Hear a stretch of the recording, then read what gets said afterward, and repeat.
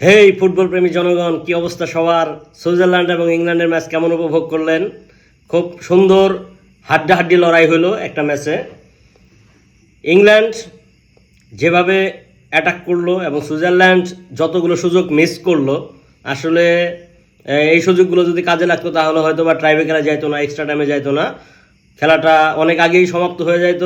কিন্তু কোনো দল কাউকে ছাড় দেওয়ার জন্য নয়, কড়া ডিফেন্স দিয়ে এক দল আরেক দলকে রুখে দিয়েছে।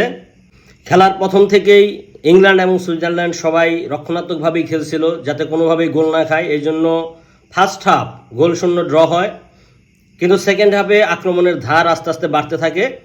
এদিকে সুইজারল্যান্ড বেশ কিছু খুব চমকপ্রদ সুযোগ তৈরি করেছিল, যেগুলোর মাধ্যমে গোল হইতে পারত।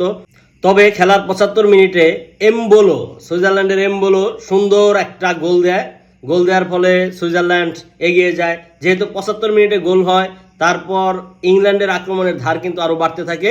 ইংল্যান্ডও ঠিক সমান তালে আক্রমণ করতে থাকে এবং 80 মিনিটে বুকায়ো সাকা, ও গোল!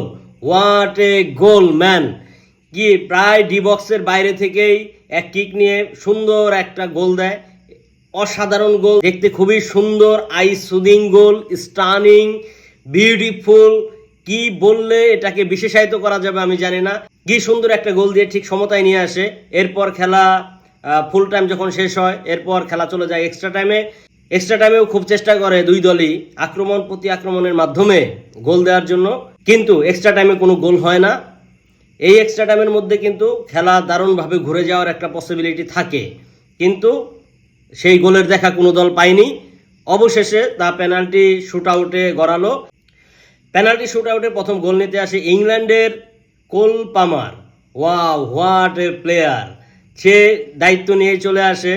সে প্রথম গোলটাই অসাধারণ একটা গোল করে।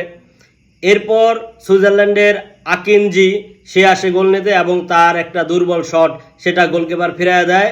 এরপর কিক নিতে আসে জুড বেলিংহাম, সেই বিস্ময় বালক, যে স্লোভাকিয়ার সাথে এক্সট্রা টাইমে 90 মিনিটের পর যে এক্সট্রা টাইম পাওয়া গিয়েছিল, সেখানে একটা বাইসাইকেল কিকের মাধ্যমে গোল করে এই ইংল্যান্ডকে কোয়ার্টার ফাইনালে নিয়ে আসে। সেই জুড বেলিংহাম অসাধারণ একটা গোল করলো। এরপর সুইজারল্যান্ডের বাকি তিনজন পরপর গোল করলেও ইংল্যান্ডের বাকি সবাই গোল করে ফেলে। ফলে ইংল্যান্ড 5 এবং সুইজারল্যান্ড 3, 5-3-এ ইংল্যান্ড পেনাল্টি শুট আউটে বিজয়ী হয়। ইংল্যান্ড চলে গেল সেমিফাইনালে।